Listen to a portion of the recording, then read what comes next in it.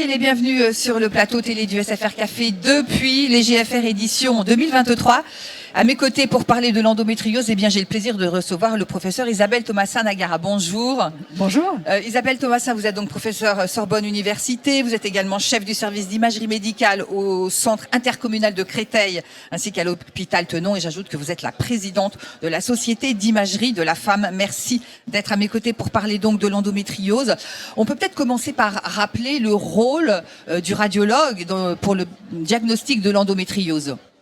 Alors, le radiologue pour l'endométriose arrive assez tôt finalement, puisque tout comme le gynécologue médical, le médecin généraliste, les sages-femmes, la première chose c'est de poser un diagnostic. Et le radiologue va avoir un rôle essentiel parce que doté de l'échographie pelvienne, combiné aux données de l'examen clinique, il va pouvoir déjà, sur ces simples données-là, faire un diagnostic initial. Alors après, c'est vrai que de temps en temps, il y a des choses qui ne sont pas vues en échographie ou le patient doit être référé pour un traitement chirurgical et il va pouvoir compléter également par une IRM pelvienne. Donc finalement, le radiologue arrive très tôt et va ensuite interagir avec différents rôles au sein des réunions de concertation pluridisciplinaire qui a l'objectif là non plus de faire le diagnostic mais de faire en fait finalement le bilan complet de la maladie. Et il va également avoir un rôle de prévention et de communication avec les patientes. C'est essentiel. Les patientes qui arrivent pour une suspicion d'endométriose, généralement, souffrent depuis des années. Elles ont besoin de réponses. Et le rôle du radiologue est également d'informer les patientes sur les résultats de leurs examens, mais également sur les examens qui peuvent être utiles pour avancer dans le diagnostic. Professeur, je rebondis sur ce que vous disiez à l'instant à propos du filière, juste des filières. Quelle est justement à vous, les radiologues, votre place dans ces filières de l'endométriose ?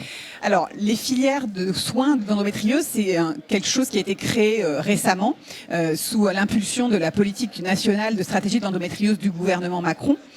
Et ces filières sont en train de se structurer. Il faut savoir qu'aujourd'hui, il y a 14 filières en France qui permettent en fait d'avoir une représentation de la quasi-totalité des régions et qui permettent finalement aux différents spécialités, les différents corps en fait médicaux et non médicaux de travailler ensemble pour finalement accompagner les patientes pour être prises en charge dans le meilleur endroit possible. Alors, je m'explique un petit peu.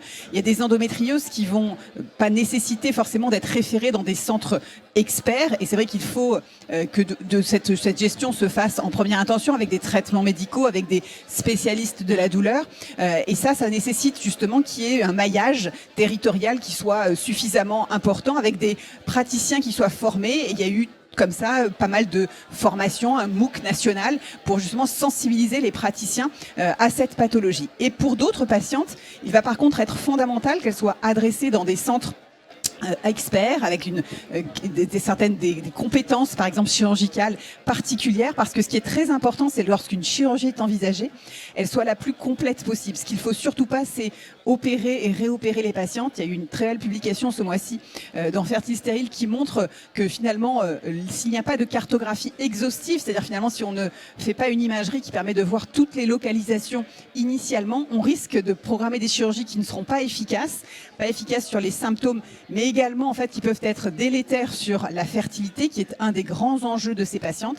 Donc il est essentiel que ces patientes avec des formes compliquées soient adressées dans des centres experts où il y ait une relecture du bilan d'imagerie, et c'est là où le radiologue également va avoir un rôle à jouer en fait pour pouvoir relire ces examens et ne pas les refaire.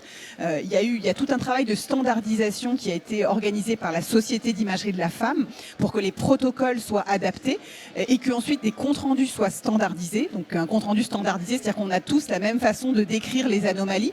Et puis l'utilisation de scores diagnostiques comme le score DPEI qui a été validé cette année au niveau multicentrique national avec une publication dans le JAMA et qui permet grâce à un score, de dire la patiente est peu sévère, modérément sévère ou sévère. Et sévère, ça ne veut pas dire que du coup, la maladie risque, si elle est prise en charge et si elle est opérée, de générer des complications. Donc c'est pour ça qu'il faut absolument que ces classifications soient utilisées pour informer les patientes sur le risque opératoire et avoir finalement la meilleure stratégie avec ces patientes. Alors, on va parler du bilan préopératoire, mais tout à l'heure, vous parliez de l'intérêt du couple échographie-IRM. Je voudrais qu'on en dise 2 mots et après, effectivement, vous me parlerez du bilan préopératoire. Alors, les 2 questions sont un petit peu liées. Alors, il y a eu une très belle session ce matin, justement, qui soulignait l'importance de corréler l'écho et l'IRM. Pourquoi ?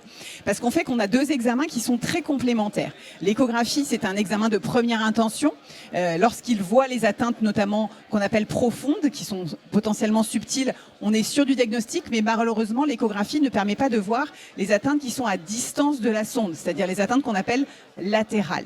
Et d'un autre côté, on a l'IRM, qui est un examen qui est certes plus compliqué, mais qui permet d'avoir une sensibilité très importante. Ça veut dire quoi, sensibilité importante ? Ça veut dire que lorsque l'on trouve une anomalie, on trouve quasiment toutes les anomalies en IRM. Le problème, c'est qu'en IRM, on décrit des fois des choses qui ne sont pas des anomalies, des faux positifs. Et ce qu'on a très bien démontré dans une publication cette année, en début d'année, c'est qu'il faut vraiment corréler à la fois les données de l'échographie et de l'IRM ainsi que de l'examen clinique. Et j'insiste, l'examen clinique, c'est ce qui permet, par exemple, pour les atteintes vaginales, c'est le meilleur examen, mieux que les techniques d'imagerie. Donc il faut absolument que cet examen clinique continue d'être fait. Et c'est la corrélation et le couple écho-IRM en plus de l'examen clinique qui permet d'avoir la meilleure diagnostic positif de la plupart des localisations d'endométriose profonde. Allez, dernière question, on parle du bilan préopératoire. Qu'est-ce qu'on peut attendre de l'IRM ? Alors, l'IRM va permettre de décrire les choses, mais également de prédire quel type de chirurgie il faut faire. Par exemple, quand il y a une atteinte digestive, le chirurgien cette atteinte peut être traitée soit par le gynécologue, soit par un chirurgien digestif, avec différentes formes de chirurgie possibles en fonction de la sévérité de l'atteinte. Donc, l'imagerie va pouvoir décrire sur quelle hauteur le nodule est situé, combien de nodules il y a, et ça va permettre de planifier le geste. C'est-à-dire que le gynécologue va dire: je vais avoir besoin d'un chirurgien digestif avec moi ou pas, et ça va lui permettre en fait finalement de programmer correctement sa chirurgie, parce qu'il y a des chirurgies qui sont courtes et d'autres qui sont beaucoup plus longues. Et puis ce type de prise en charge, ce type de planification va également être fait pour toutes les autres localisations.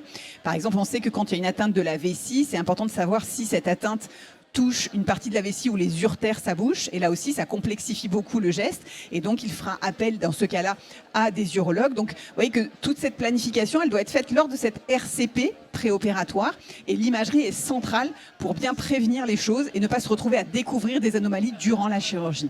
Écoutez, en tout cas, professeur Thomasin, merci d'être venu sur notre plateau et de nous avoir éclairé sur le sujet. Merci beaucoup. Merci à vous. Quant à moi, je vous remercie de nous avoir suivis.